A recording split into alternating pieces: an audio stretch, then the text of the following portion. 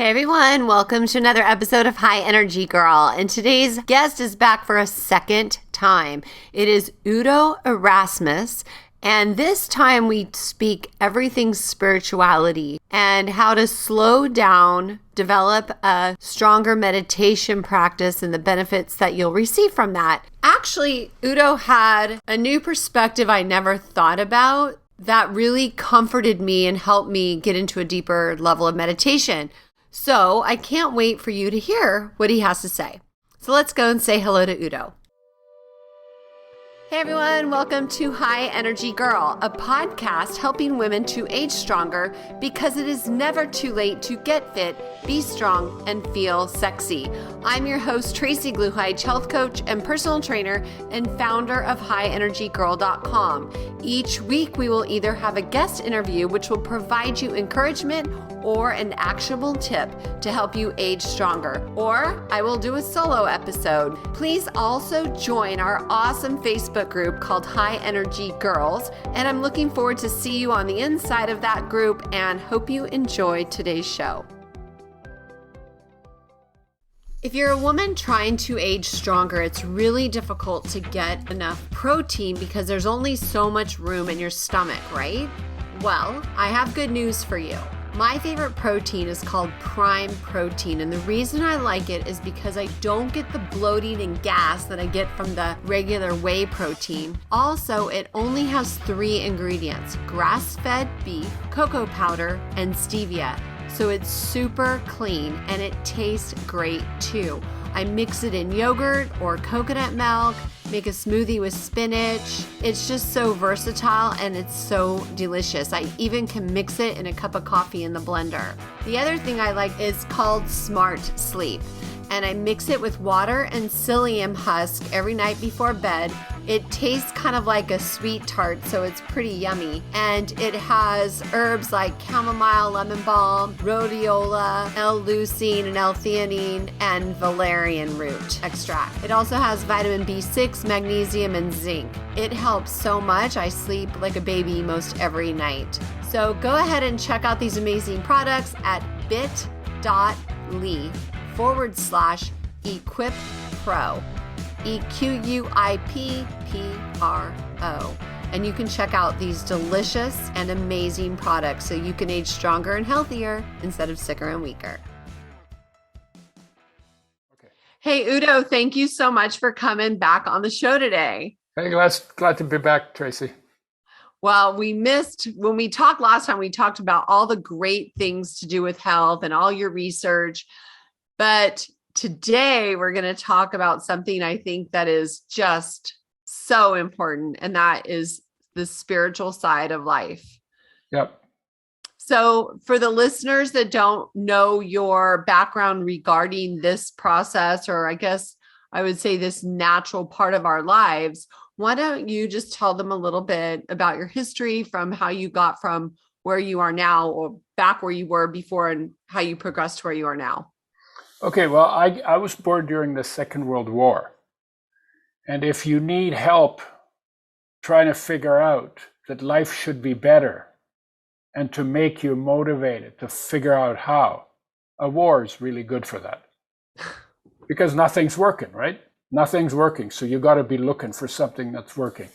And so I was always looking, and I got this thing in when I was 6 years old, this idea. People were arguing, and adults, and it seemed trivial what they were arguing about. And I was 6 years old, so it must have been really trivial.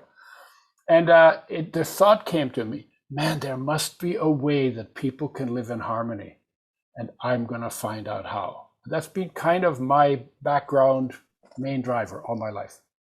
How do you make life better in whatever way you can? Because there's physical, and there's mental, and there's environmental, and there's social, and there's big picture, and there's awareness, and there's life energy, and and there's fitness, and there's food, and there's detox, and so there's a lot of ways you can make life better for people if you know how it works, if you know how the pieces work.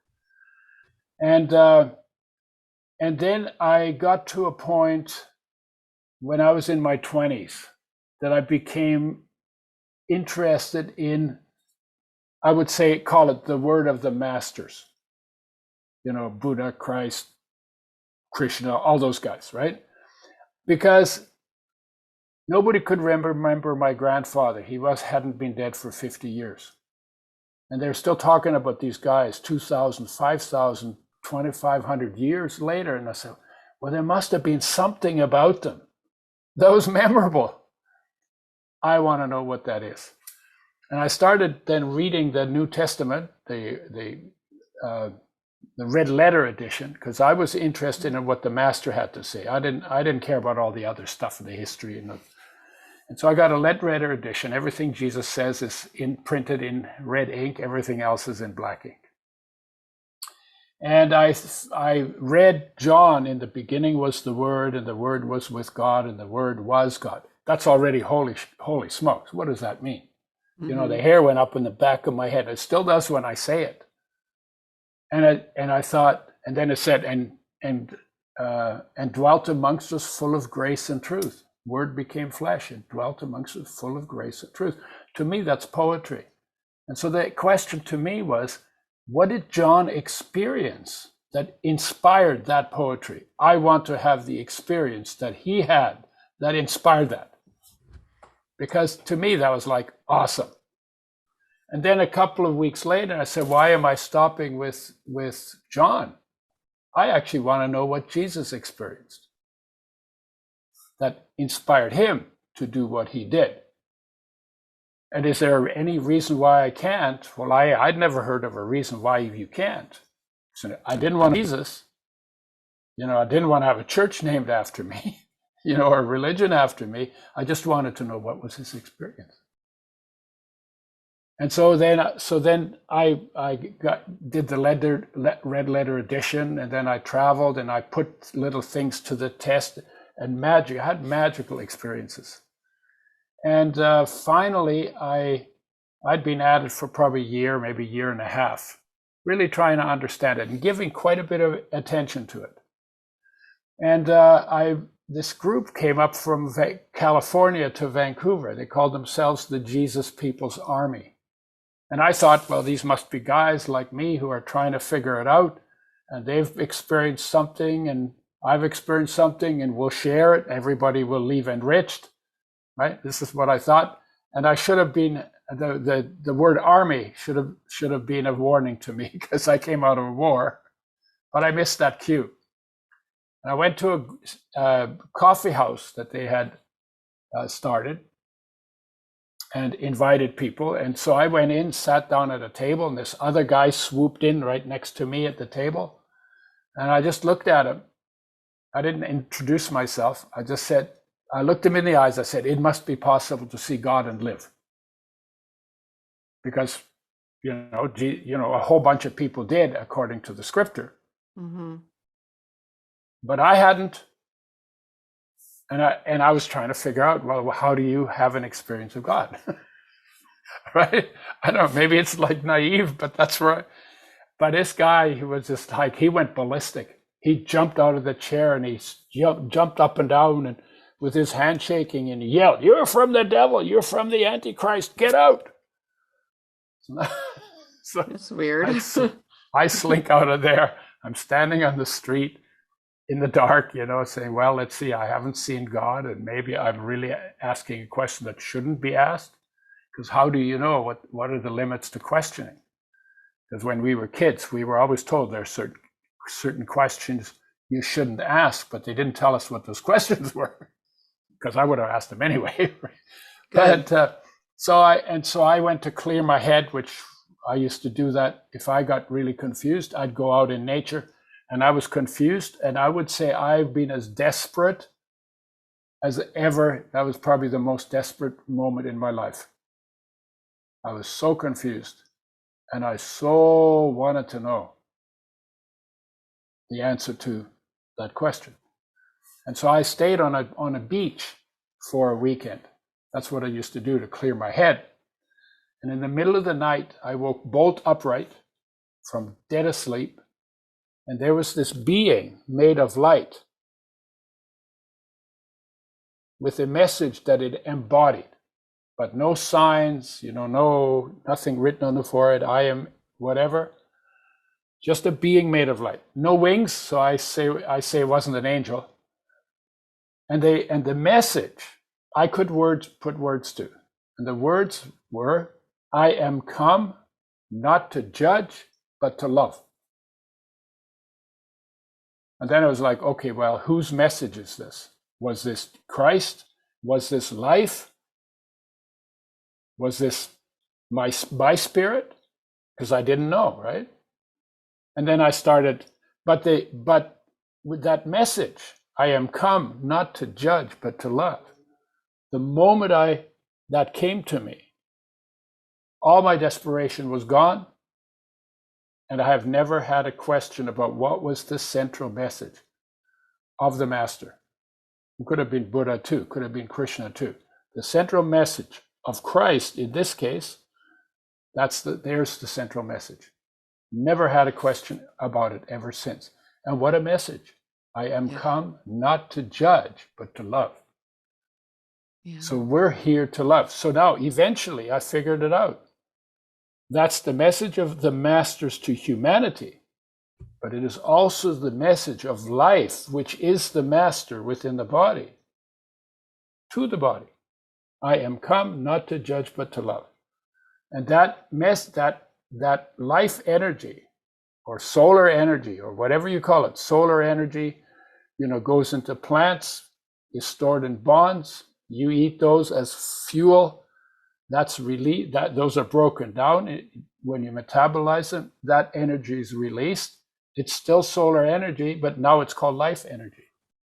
Mm-hmm. And when you do a stillness practice where you bring your awareness inside the space your body occupies, into that energy, now that energy is called the master, which means every human being is a Christ child, as long as they're alive.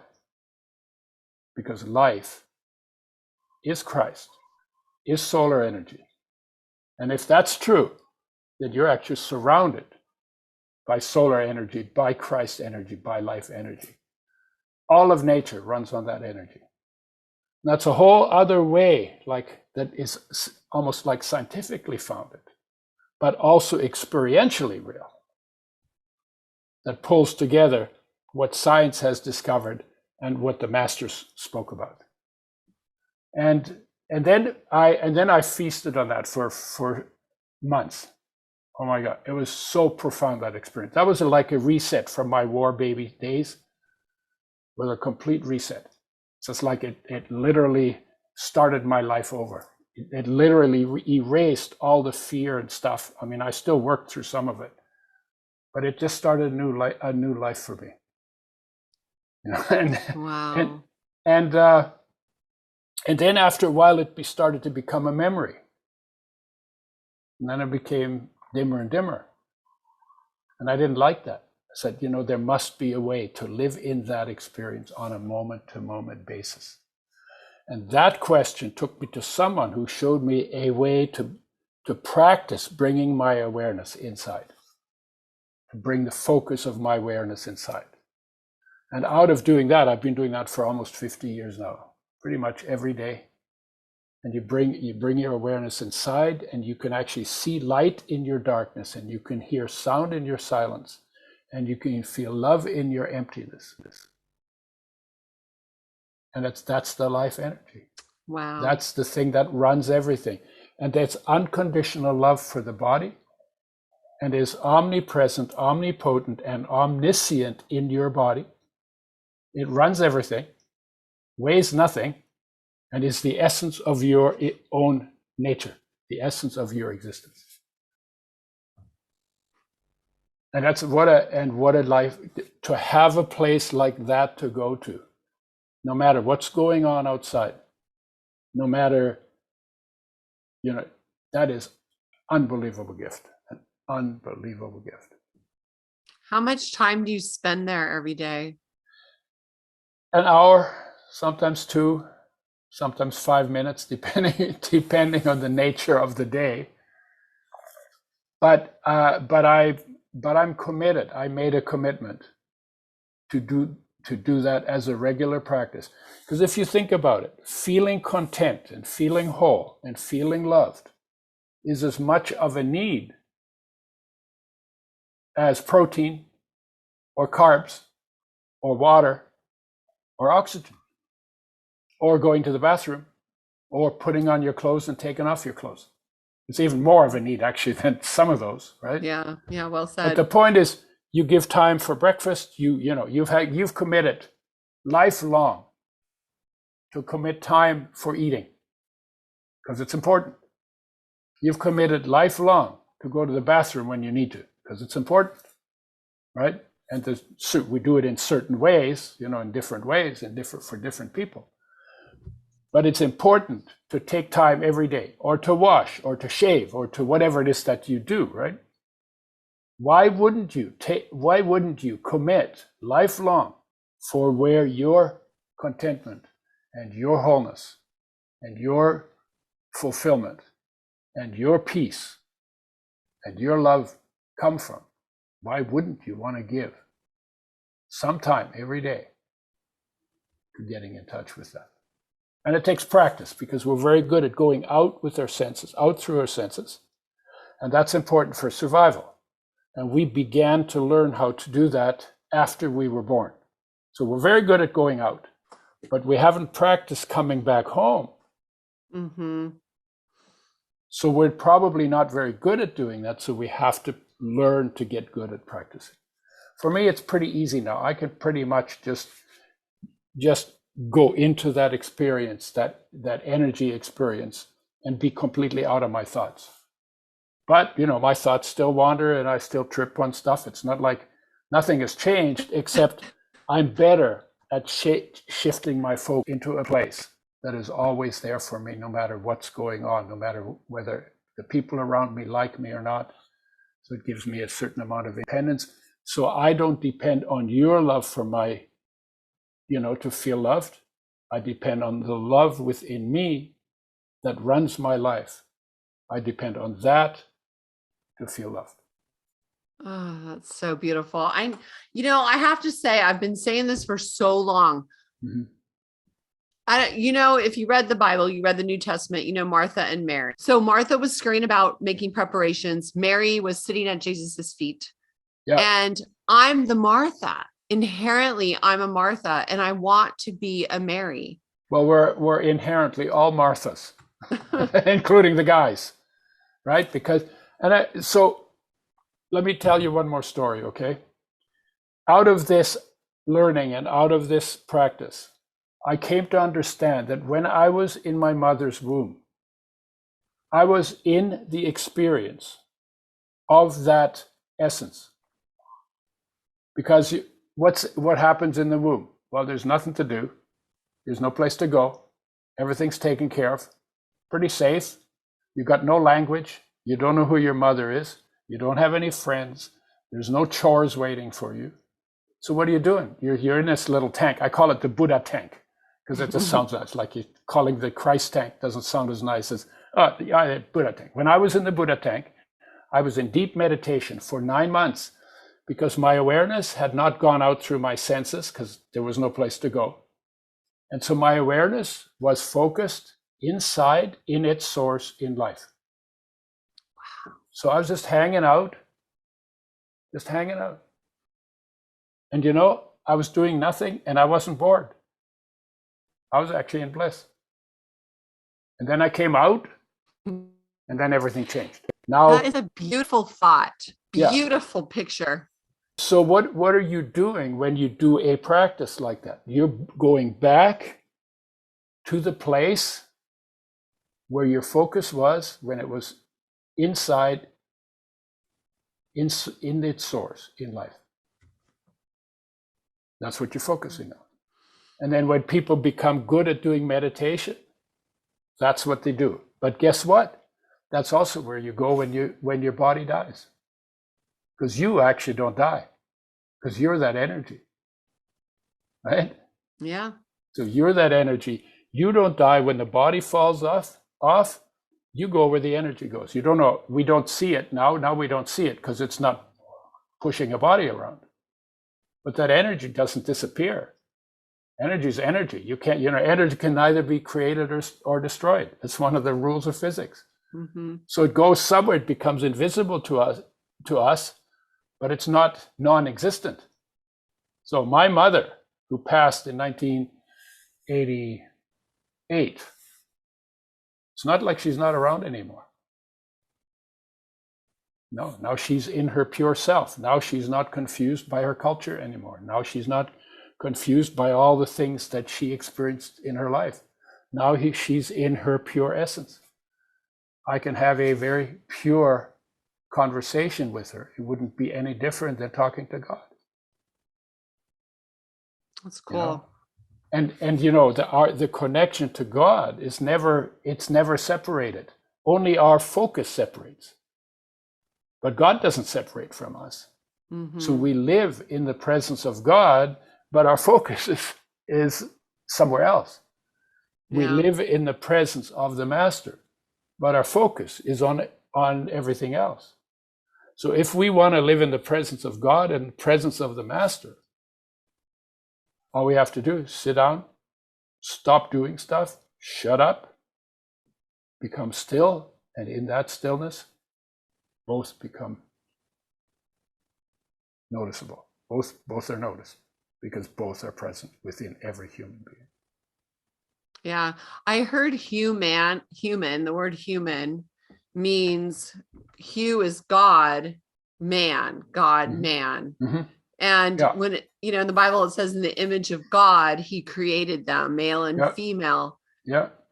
So it's like, I've learned that we are created in his image. We are made with him. He is in us. Yeah. That's nice to know in our head, but wouldn't it be nice to actually experience it? Yeah. Yeah. Yeah. And in the East, the masters are called God-men. They actually call them God-men. It means a man who is aware of the presence of God within his own being.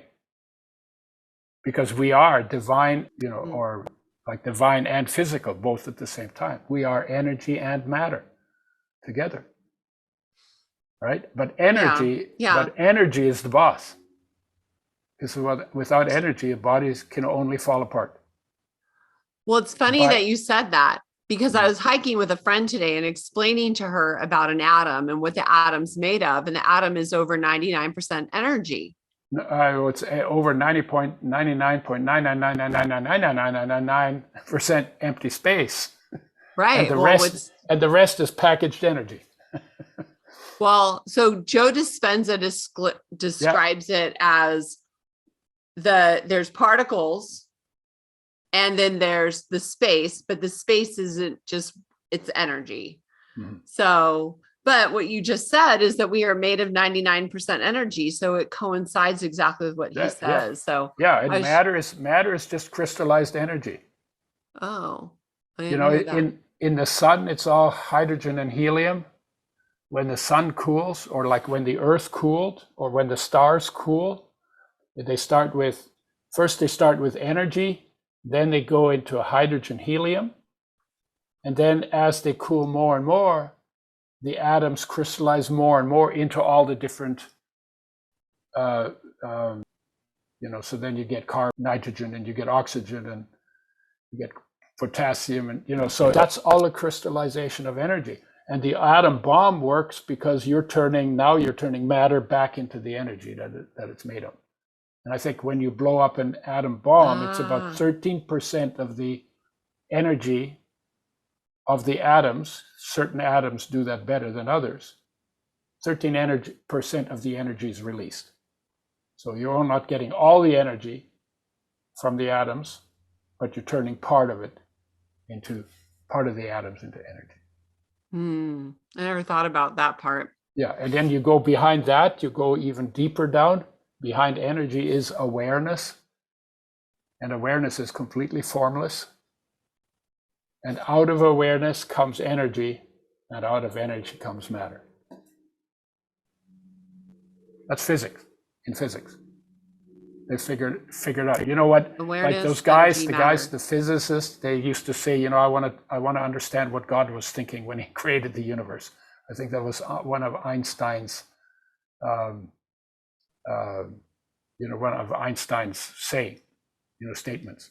I wanted to know what God was thinking when he created the universe. And he was a deeply spiritual man, deeply, deeply spiritual. He even said, one of the things he said, 99 times I think and think and think and I get nothing. And then I just stop thinking, float in silence, and the answer comes to me. Oh, I love that.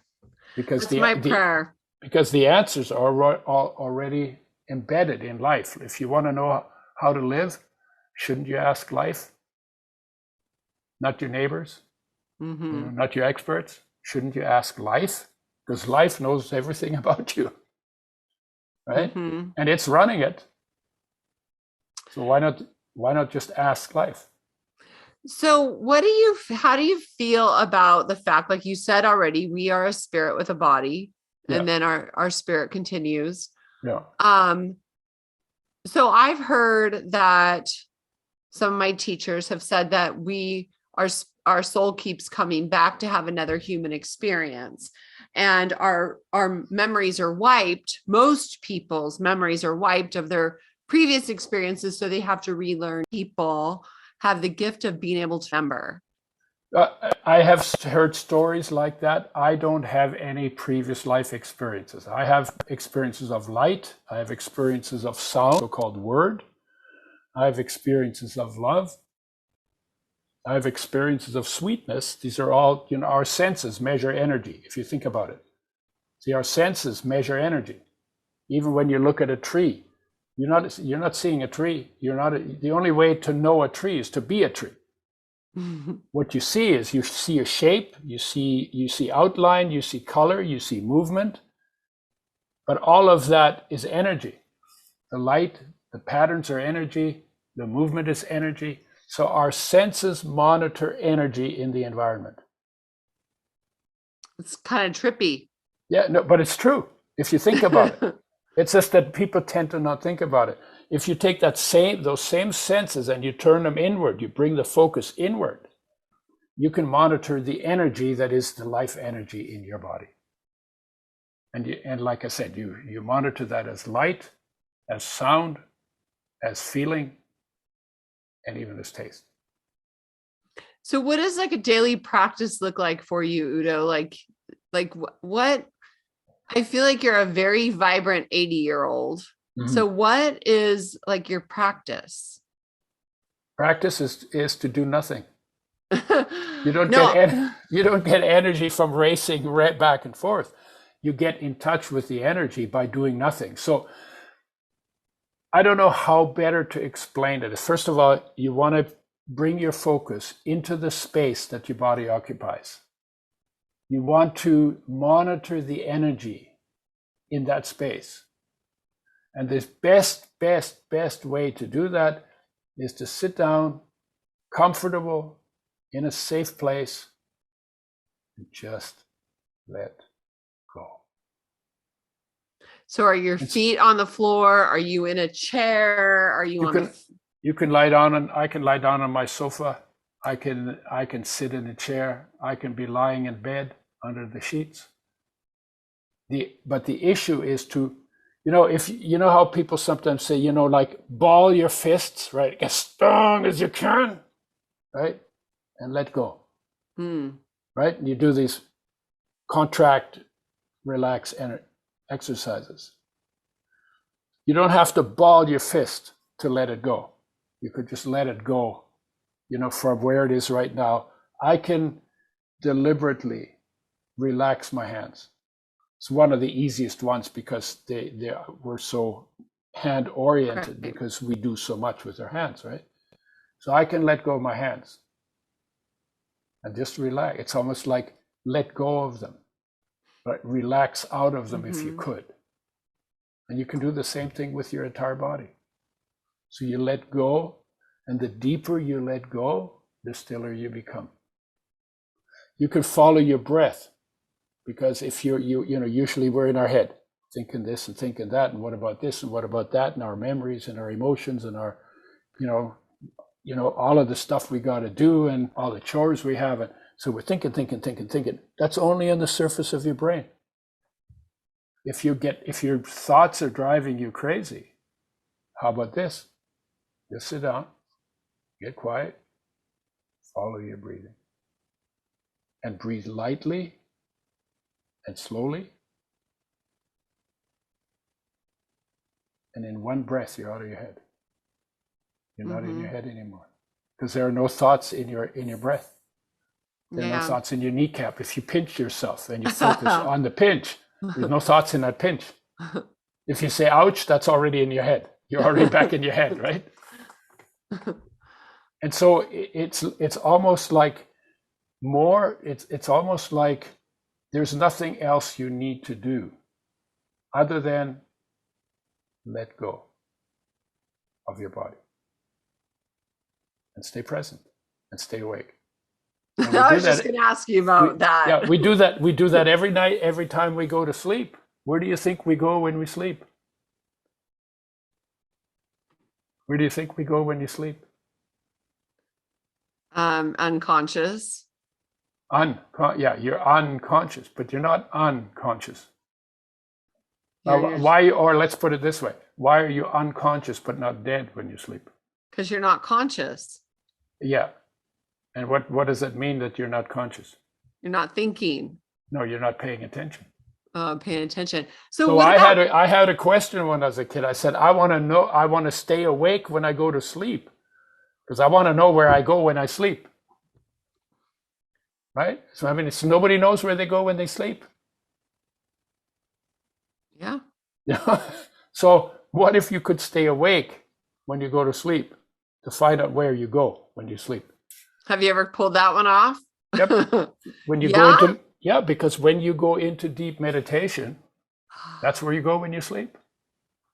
See, not only in your mother's womb, but also at night. And at night you roam. You go in, but you also trip in your head. So then you have dreams, right? Yeah, that's what I was going to ask you about. Yeah, and like I said, when you die, you go into that energy. And the only difference between doing a stillness practice and dying is that when you do the stillness practice, you do it deliberately, voluntarily, and you come back. And when you die, it's involuntary and you don't come back. Perhaps. But the place where you go is the same. Oh, that's a good visual. So when people are deep meditators, they're not afraid that they lose their fear of death. Why? Because they know where they're going. Not because they got a trip in their head about it. They actually know it from their own experience because they go there every day. And some people even call meditation practice dying. And when you're that comfortable with that part of the life cycle, it's easier on you, it's easier on your kids, it's easier on everybody. And there's wisdom to be had from having that kind of comfortableness around the notion of not existing physically. Wow. That's profound. I mean, to think about that. No, don't think about it. That's my problem. Try to find your experience into experiencing it. It's open to any human being. This is like, I'm just talking about what's there. I'm not talking about anything you have to invent or memorize or get the Cole's Notes version to get the hang of it. I'm talking about something that you already have. So do you like to do it in the morning or in the evening? I tend to like to do it in the morning because I have a joke. I say, in the morning when I wake up, I want to check in to see if I'm still there, because if I'm not there anymore, no point getting up. But that's just a joke, But the point is that if I start my day with an experience of the peace and the unconditional love, how do you think my day is going to go? Oh, great. It's so much better. Right? Instead, I wake up and I had a dream that some monkey was chasing me and was biting me in the neck, or or they were coming for me. You know, we have crazy dreams because we don't have discipline when we're asleep. So I like to deliberately take the time, check in, be present, feel whole, feel peace. Peace. Peace is everywhere. The idea is, I wish we had peace, or, oh, God, bring us peace. Or, peace has always been everywhere. Peace is God, right? Mm-hmm. And God is everywhere. All times, all spaces, all places, fills the universe. Out of that peace comes my existence as life. Out of that peace comes the existence of the entire universe. So we live in peace already. But that's not what we're focused on. So you have people on a battleground. The war takes place in perfect peace because there's peace in the warriors, there's peace between the warriors, there's peace around the warriors, there's peace on the whole battlefield, there's peace on the whole planet, there's peace on the whole universe. But the focus of the warriors is, you're my enemy, I'm going to kill you. And the other one is, you're my enemy, I'm going to kill you. And if they experience peace within them, they would put down their weapons and they would sit down and figure out how they could help each other build. They would sit down and talk to each other and figure out how they could help each other have better quality in life. But it's the focus, is where the focus goes, determines what the destiny will be. Mm-hmm. Right? Because you could be, what you pay attention to, you get to know that, and that becomes your base of knowledge, and that then becomes the base of knowledge that you build your life on. Yeah. That you build your life journey on. Yeah, energy flows where attention goes. Yeah. Where focus goes. It's crazy how that works. But it's not the energy flows where the focus goes. You just become aware of what is where your energy goes. The freedom we have, we like to talk about freedom. You're in the US. Freedom is the big word, right? The only real freedom a human being has is where they focus. Because you don't have wings, you can't fly, right? You can't all of a sudden be 16 years old again, right? You don't have that freedom. You don't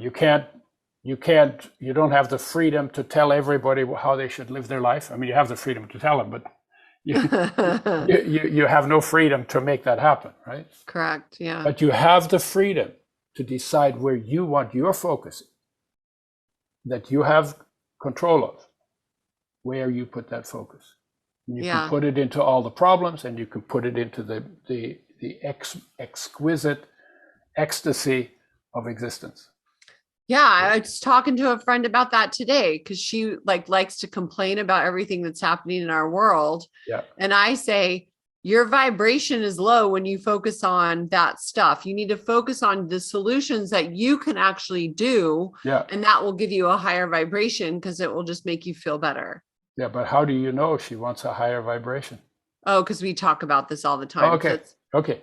She says, that's why I like hanging out with you. Okay. Oh, there you go. You're her guru. No, I'm nobody's guru. No, because well, that's what the guru does. He reminds you. Oh, okay. If your heart is hungry for peace, the guru helps you, at least tells you where your focus needs to go. But you still have to do the focus yourself. Yes. You can tell her where to focus, but in order to change the quality of her life, she has to do that focusing. And so she has to practice taking her focus where you're saying it should go if you want to have a better life.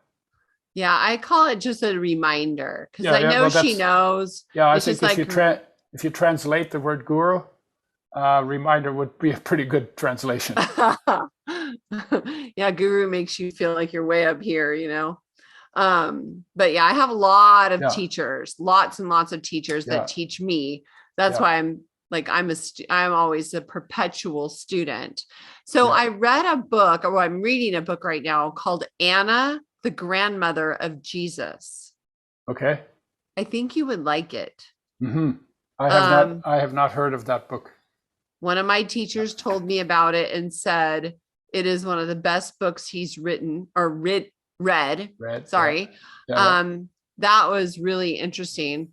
So I was wanted to tell you that earlier on when you were talking about reading the Bible, because have you heard of the scrolls? I can't remember what it's called, like the Dead Sea Scrolls. There's all these scrolls that were uncovered and found, and now they have like other books. Yeah. They're called the Dead Sea Scrolls. Yes. There's the Gnostic Gospels, the Gnostic Gospels. Okay, so I bought. Have you read? I bought the Book of Enoch and the Book of the Holy 12, or the Gospel of the Holy 12. Not the Holy 12. I've done the Book of Enoch, and it didn't make any sense to me. Oh, okay. Yeah, and sometimes you don't know what the context is, where these words come from. 2,000 years ago, it was a different time. Yeah. Living in the Middle East, it was like a different climate. It was a different culture. They were very different habits that people believed in, things they did. It's quite different. And sometimes if you don't know what the context is, then what they say doesn't make sense. Yeah, that makes sense. Yeah. So the other thing that I think is really interesting to think about, we always talk about the second coming, the time when the master returns.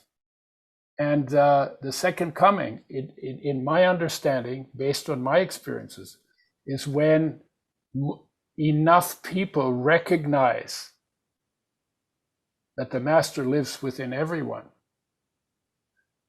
but that they recognize that the master lives within them. And if enough people do that, the world will change, because then they'll be living from that purity, from that love, from that peace. And then when you live in that experience, then how you live into the world changes. Mm-hmm. And you don't go around destroying things and creating problems. But you may be more likely to help your neighbor if you see your neighbor needs help, right? Rather than beat him up and steal his bicycle or whatever, right? Well, that's yeah.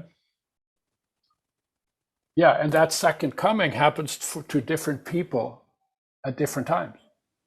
I would say what happened to me in 1970 with that experience that I told you about at the beginning, I would say that was my second coming experience.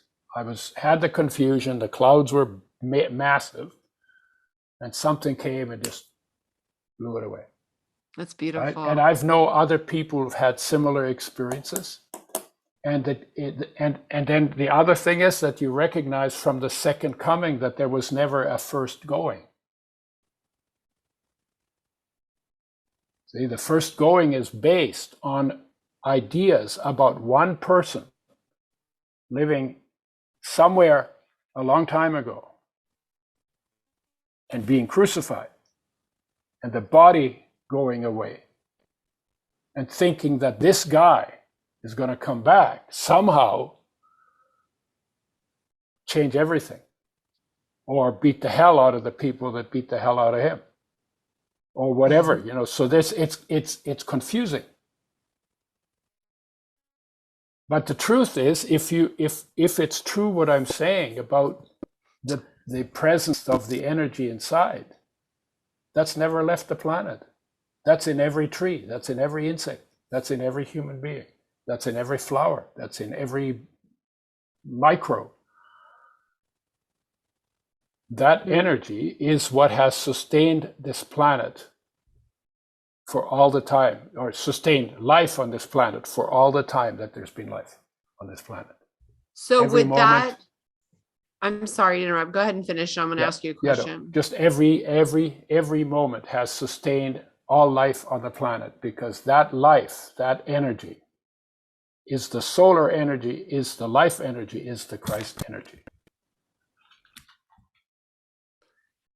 So what are you familiar with the term that's really current right now being talked about in a lot of circles called the Great Awakening? Yep. People realize that Christ is within them and around, being the second coming, and enough people have to realize that's the truth.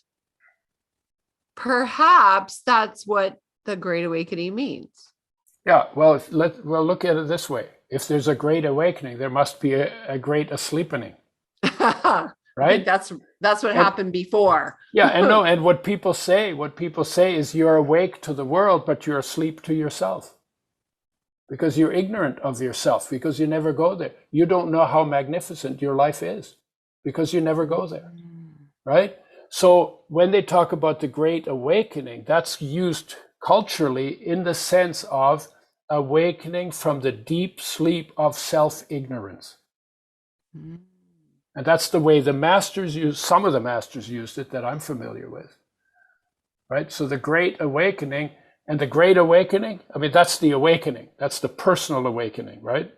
The Great Awakening is a whole bunch of people awaken to the magnificence of their life within them, the incredible gift they have, that so many people have lived and died their whole life, never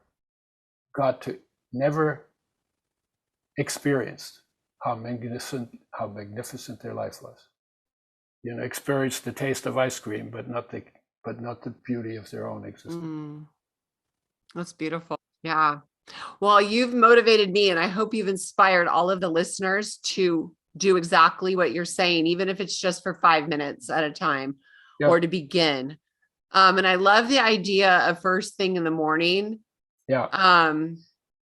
I think I'm going to just do that. Instead of getting out of bed, just sit up in bed and spend some time in quiet.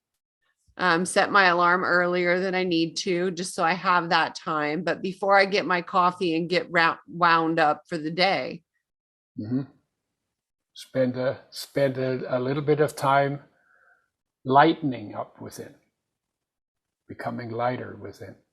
Because light is light, right? Light is very light.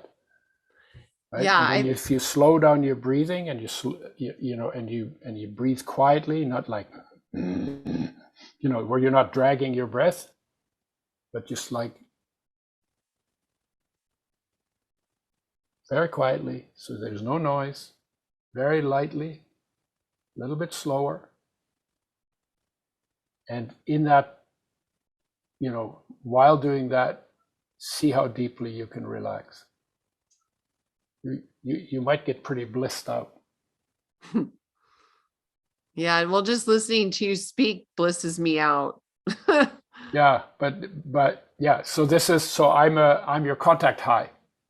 Right? So I'm the contact high, but the important thing, and good teachers do that, is they always direct you back to yourself, because they don't want you to depend on them. They want you to find that which makes you independent of any outside requirement to be able to stay there. Because we're only talking about something you already got. I mean, we're not selling you something. It's not like buying a pair of shoes. You already have it. You were born with it. You came loaded with it. You spent nine months in the womb filled with it, enjoying it. You never see kids like babies in the womb. You never see them frown. You ever seen them frown? No, but sometimes they get this little smile on their face, hanging out. That is such a beautiful visual. Today I was listening to a gentleman speak, and I really want to go re-listen to what he said, but he said that scientifically they have measured a flash of light upon conception. And the only thing they've been able to think it is the soul coming in, the new soul coming in. And I was like, wow. There's a flash, there's a flash of feeling, right?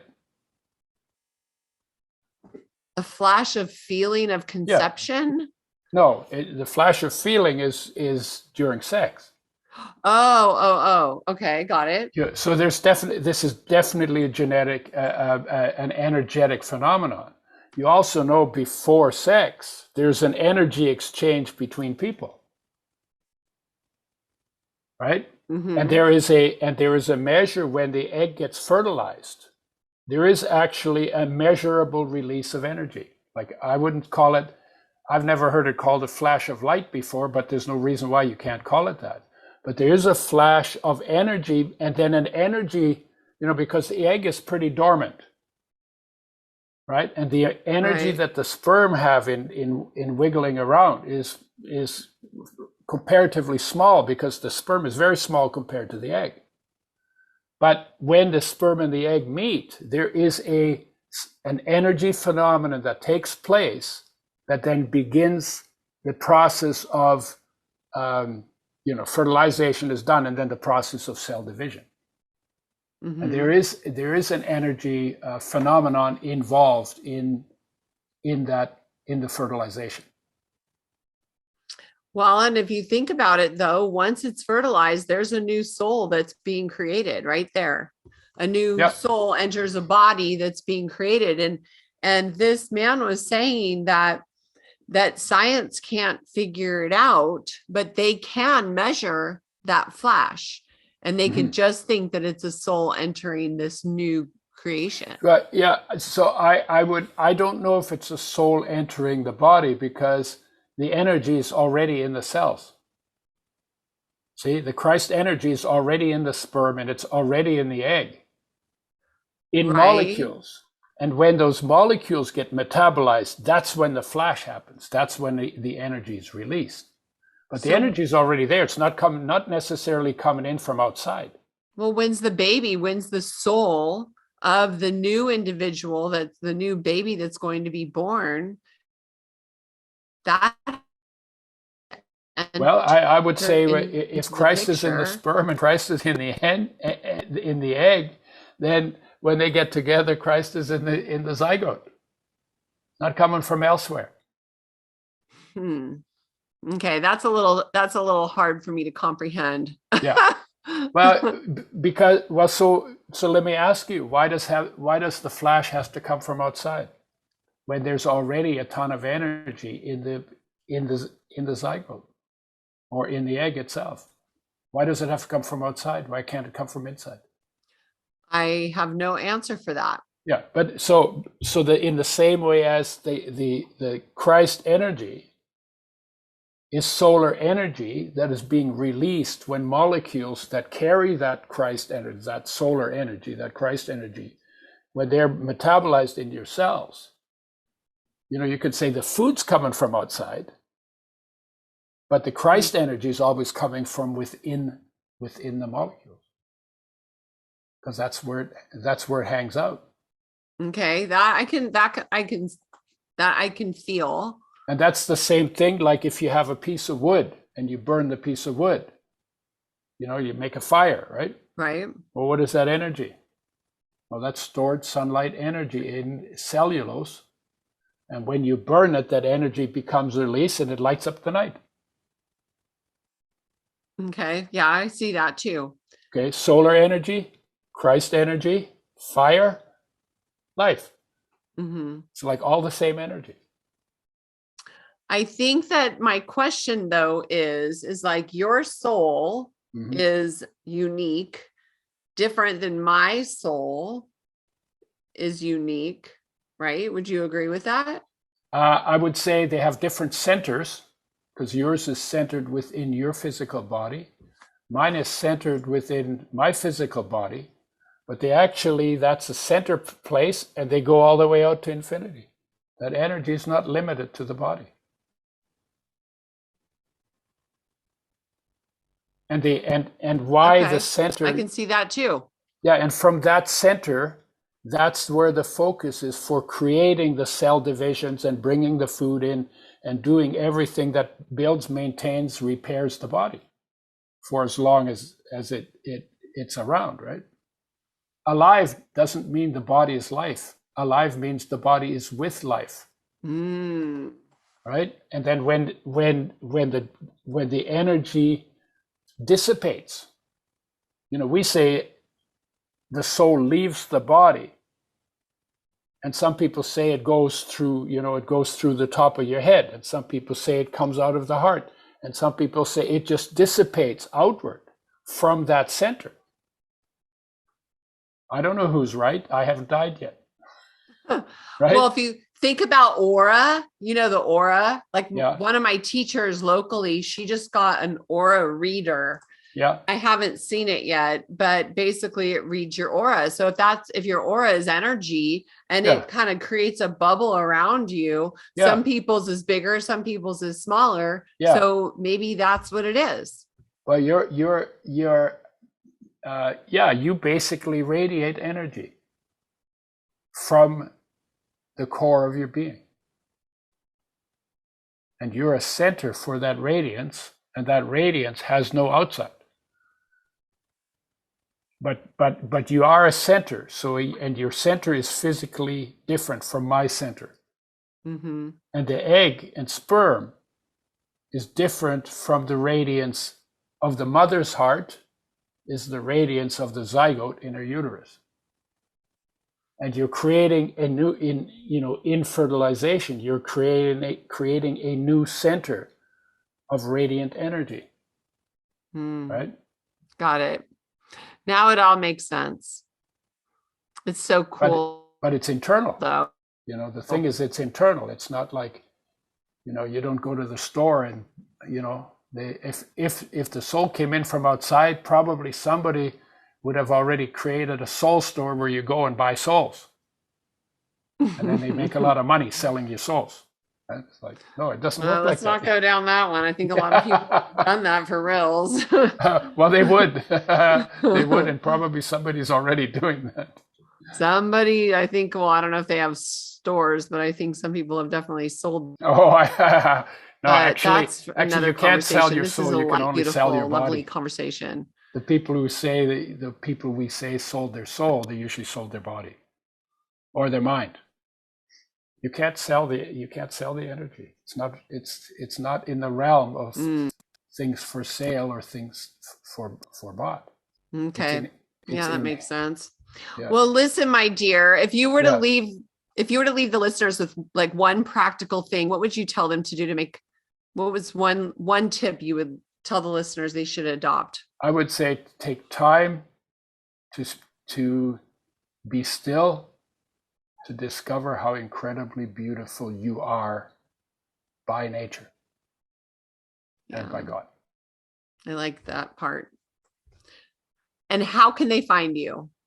How they can find me? Yeah. Do you have a website? They don't need to find me. They need to find themselves. Ooh. Right? But don't you have a website with spiritual stuff? I do. I have a website. It's UdoErasmus.com. ERASMUS. Yeah, and we do different things on that website. Not this. This I haven't formulated. I haven't written the book yet, but it's in process. Oh, you're writing a book? Oh, absolutely. This is the most important topic on the planet. Oh, that's lovely. I'm so happy to hear that. When's the book due to come out? You know what? When I get it done. So you don't have a goal or anything? I know this is not a work project with a deadline, but I do have a deadline. The deadline is when you die. Well, let's hope we get it out before I then. will do no writing after I'm dead. I'm pretty sure. You never know. There is that automatic writing that you can channel. Yeah. Like I love Abraham Hicks. Yeah. She started with writing. So, well, listen, my dear, I just want to thank you so much for coming on the show. It is just always a pleasure to talk with you, and be well and get that book done. Yeah. No, you're pushing me, huh? All right. Thanks, Tracy. Okay. Take care. Yeah.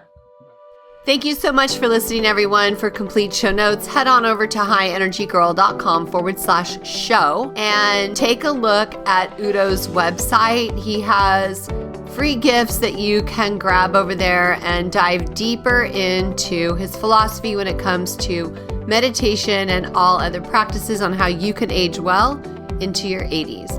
Make it a great day. This podcast contains the opinion and thoughts of its host and guests. It is intended to provide helpful and informative material on the subjects covered. All statements made on the podcast have not been evaluated by the FDA and are not intended to diagnose, treat, cure, or prevent disease. If the listener requires professional assistance or advice, please contact your personal medical doctor.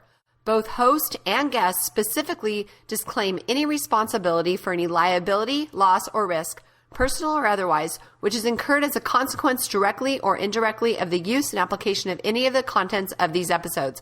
Like I said, this is my opinion and I could be wrong.